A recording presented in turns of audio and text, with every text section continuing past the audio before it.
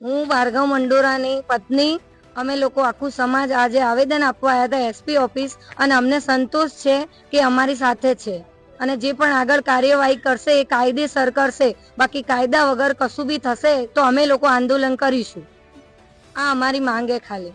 અને જાહેરમાં મારવાની સત્તા નથી કોઈને. કોઈ પણ આરોપી કબૂલે તો એના પછી એને મારવાની સત્તા કોઈની નહીં.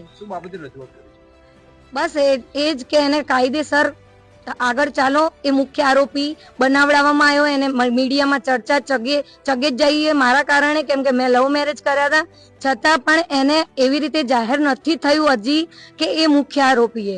તો એને આટલો બધો ચંગે કેમ ચડાયો તમે લોકોએ? બસ આ જ કેવું મારું એ. અને એને ઝપાઝપી કે હાથ ચાલાકી પણ નથી કરીને, હજી પ્રૂફ નથી થયું.